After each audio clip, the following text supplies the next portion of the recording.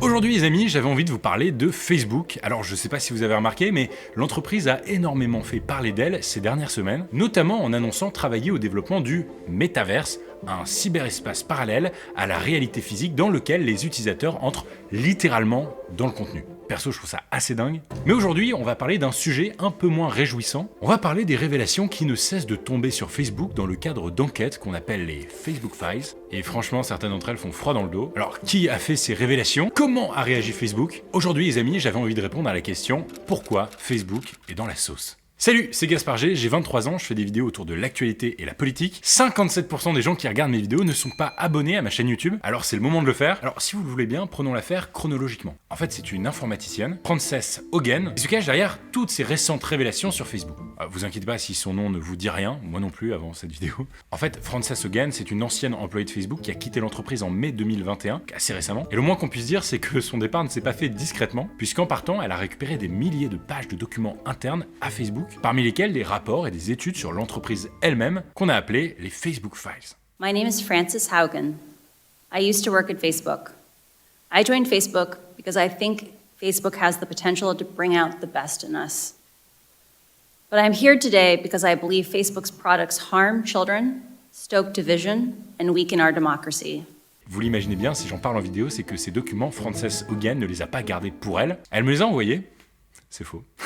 Mais par contre, elle les a partagés à de nombreux médias, dont Le Monde et le Wall Street Journal, par l'intermédiaire en l'occurrence d'une source parlementaire américaine. Alors, en étudiant tous les documents partagés, les différents journalistes mobilisés sur le dossier des Facebook Files ont fait des révélations super flippantes. Déjà, il y a un mois, au moment où Frances Haugen avait publiquement pris la parole sur le sujet pour la première fois, plusieurs pratiques de Facebook extrêmement dérangeantes avaient été épinglées. Par exemple, l'ancienne salariée de Facebook avait expliqué que les célébrités avaient accès à une modération plus souple que les autres utilisateurs de la plateforme, et étaient donc privilégiés. Mais autre chose, par exemple, la lanceuse d'alerte avait aussi avancé qu'Instagram, qui appartient au conglomérat Facebook, avait complètement conscience d'être hyper nocif pour les jeunes utilisateurs, mais qu'en gros, rien n'est clairement fait pour y remédier à l'interne. Pourtant, Facebook était bien au courant puisque certains rapports qui leur étaient soumis disaient que 32% des jeunes ont déclaré qu'Instagram les fait se sentir encore plus mal dans leur peau. Paye ton éthique. Facebook's own research says it is not just that Instagram is dangerous for teenagers, that it harms teenagers.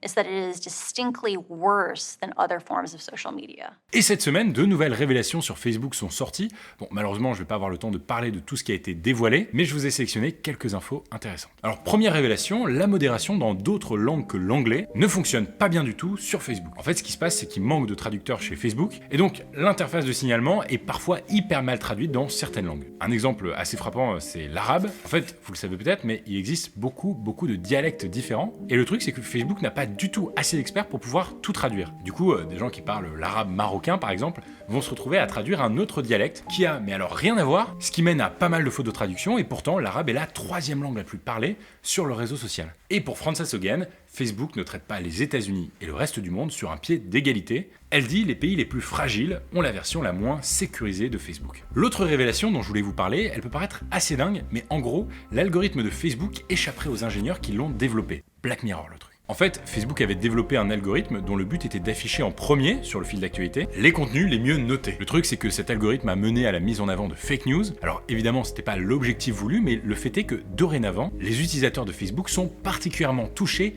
par les fake news et que les ingénieurs ont du mal à remédier à ce truc-là. Bon.